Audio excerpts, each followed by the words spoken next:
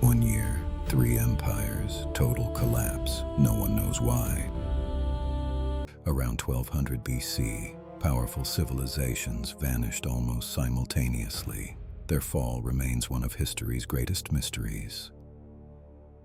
Then, within decades, entire kingdoms disappeared from history. To understand what was lost, you first have to understand what existed. In 1200 BC, the Eastern Mediterranean was the most interconnected region on Earth, not in the way we use that word today, not digitally, not instantly, but by the standards of the ancient world. What existed between Egypt, Anatolia, Mesopotamia, Greece, and the Levant was nothing short of extraordinary. A vast, functioning network of trade, diplomatic correspondence written on clay tablets and carried by ship across open water. Royal marriages between dynasties separated by thousands of miles. Treaties negotiated in multiple languages. Merchant vessels carrying copper from Cyprus, tin from Afghanistan, grain from Egypt, luxury textiles from Ugarit, and olive oil from Mycenaean Greece, all moving in coordinated, reliable patterns across the sea. The great powers of this era were 5 in number. Egypt, the oldest and most stable, ruled by pharaohs who had maintained continuous civilization for over 2,000 years.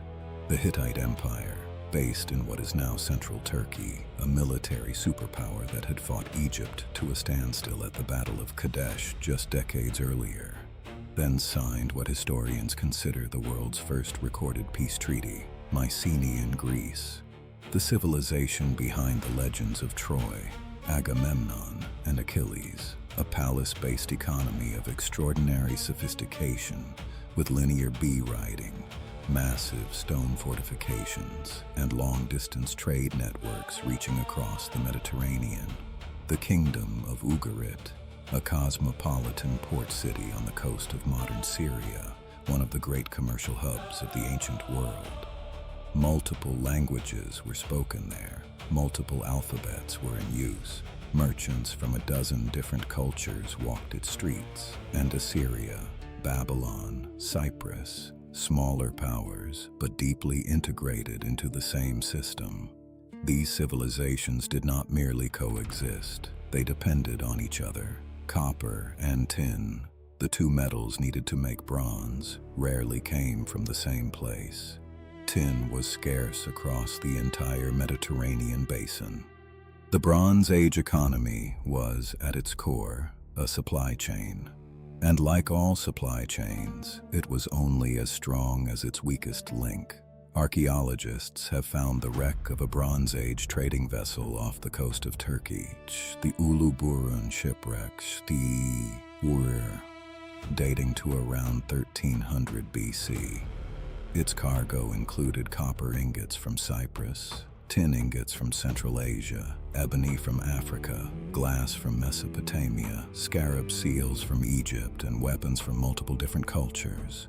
One ship, a dozen civilizations represented in its hold. This was the world of 1200 BC, sophisticated, interconnected, apparently stable, and within 50 years, it was almost entirely gone. Not weakened, not diminished, gone. The palaces burned, the trade networks collapsed, the writing systems disappeared. Entire cities were abandoned overnight and never reoccupied. The Bronze Age did not end gradually. It ended like a light being switched off. The destruction was not confined to one region. That is what makes it so deeply strange. Between approximately 1200 and 1150 BC, nearly every major civilization in the Eastern Mediterranean was either destroyed, severely disrupted, or permanently transformed. Let's go through them one by one. Mycenaean Greece, gone. The great palace centers at Mycenae, Tiryns, Pylos, and Thebes were all destroyed within a relatively short period. The palace at Pylos shows evidence of emergency preparations just before its destruction. weapons being stockpiled, watchers posted on the coast. Whatever was coming, someone saw it approaching. After the destruction, Mycenaean civilization did not recover. The population of Greece collapsed. The linear B writing system, a sophisticated administrative script used to manage the palace economy, disappeared entirely. Greece entered what historians call the Greek Dark Ages. For roughly 400 years, there was no monumental architecture, no long-distance trade, no writing. 400 years of darkness, following centuries of sophistication. The Hittite Empire, gone. The Hittite capital of Hattusa, one of the great cities of the ancient world, was burned and abandoned around 1200 BC. The Hittite royal family disappears from the historical record entirely. An empire that had rivaled Egypt for dominance of the Near East simply ceased to exist. No successor state, no gradual decline, just absence. Ugarit, gone. This is perhaps the most dramatic example because Ugarit left us its final moments in writing. Archaeologists excavating Ugarit found a series of clay tablets that had been fired, not intentionally, but by the burning of the building that housed them. The fire that destroyed the city preserved its last correspondence. One tablet contains a letter from the king of Ugarit to the king of Alashia, Cyprus, begging for help. He writes that enemy ships have been spotted offshore. His army has been sent away. His city is defenseless. He needs soldiers and supplies immediately. The letter was never sent. It was found, still in the archive, thousands of years later. Ugarit was destroyed shortly after it was written. The city was never reoccupied. Egypt survived, but barely. Under Ramesses III, Egypt repelled two major invasions by groups the Egyptians called the Sea Peoples, documented in elaborate relief carvings at the Temple of Medinet Habu. The reliefs show massive land and sea battles, entire peoples migrating with their families, wagons, and livestock, pushing into Egypt from the north. Egypt survived, but it was never the same. The new kingdom entered a long decline after Ramesses III. The great pharaonic civilization that had dominated the Mediterranean for 2 millennia slowly contracted and weakened. By 1100 BC, the Bronze Age world was over. The question that has occupied historians for over a century is simple. What happened? No single explanation has ever satisfied all the evidence. This is what makes the Bronze Age collapse one of the greatest unsolved mysteries in the study of human civilization. Every theory explains some of the evidence. None explains all of it. Theory 1. The Sea Peoples. This was the dominant explanation for most of the 20th century. The Egyptian records speak of waves of invaders, the Sea Peoples, attacking from the north and west. They destroyed the Hittites, overran the Levant, and nearly conquered Egypt itself. But here is the problem. We don't know who the Sea Peoples were. The Egyptians never identify their homeland with precision. Modern scholars believe they were likely a coalition of displaced peoples from the Aegean, Anatolia, and possibly the Balkans, themselves refugees from an earlier wave of destruction, which raises the obvious question: what displaced them in the first place?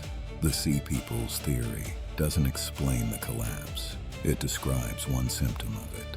Theory 2, climate change and drought.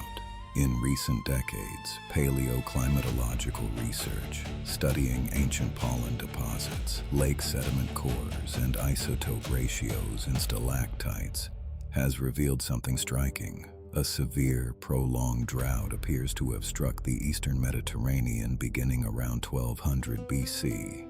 Agricultural yields would have collapsed. Famines would have followed. Populations would have been forced to migrate in search of food.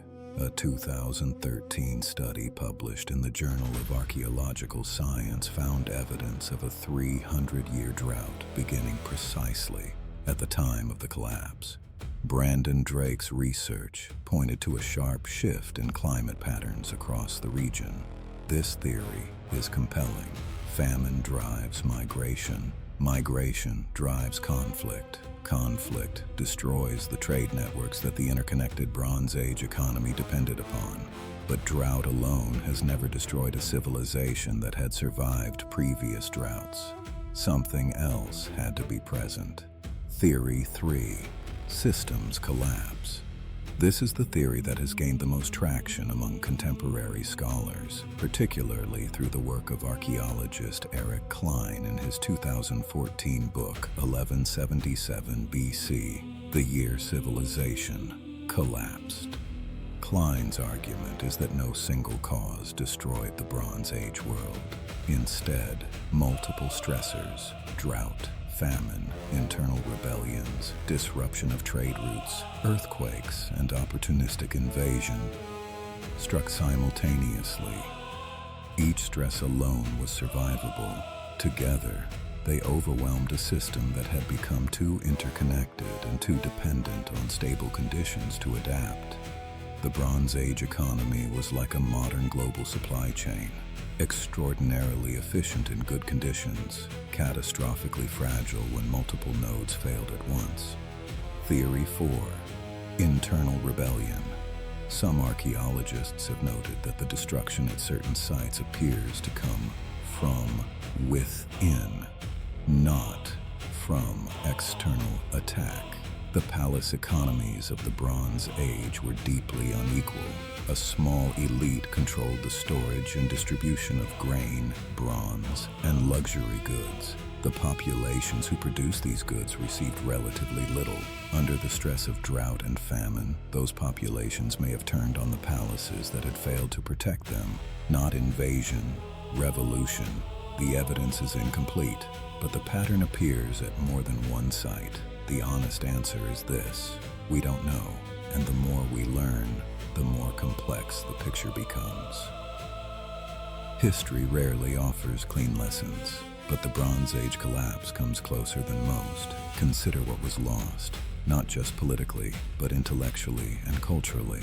The linear B-writing system of Mycenaean Greece disappeared entirely. When writing returned to Greece centuries later, it was a completely different system. The Phoenician-derived alphabet that eventually became the Greek alphabet we know today. The knowledge contained in linear B tablets, administrative records, inventories, religious texts, was simply gone.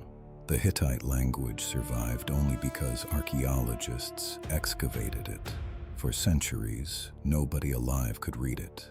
A civilization that had produced sophisticated legal codes, diplomatic treaties, and religious literature vanished so completely that its very existence was forgotten until the late 19th century.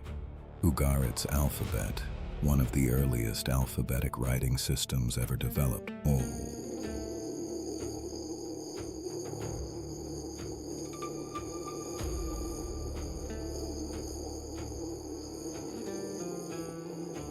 The people who knew how to read it died with the fire that preserved their last letters. What else burned in those fires that we will never recover? This is the question that haunts archaeologists. And it is the question that makes the Bronze Age collapse relevant today. Not as ancient history, but as a warning. Because the factors that destroyed the Bronze Age world are not unique to that era. Interconnected systems that create efficiency but reduce resilience. Climate stress that strains food production, mass migration driven by environmental collapse, trade networks disrupted by conflict, complex societies whose elites fail to adapt to changing conditions. These are not ancient problems. Eric Klein has noted, carefully and without sensationalism, that modern civilization shares structural similarities with the Bronze Age world. We are more interconnected than any society in history. Our supply chains span the entire planet. Our food production is concentrated in fewer and fewer regions. Our infrastructure depends on stable climate conditions that are increasingly unstable. This is not a prediction. It is an observation. The Bronze Age collapse was not inevitable.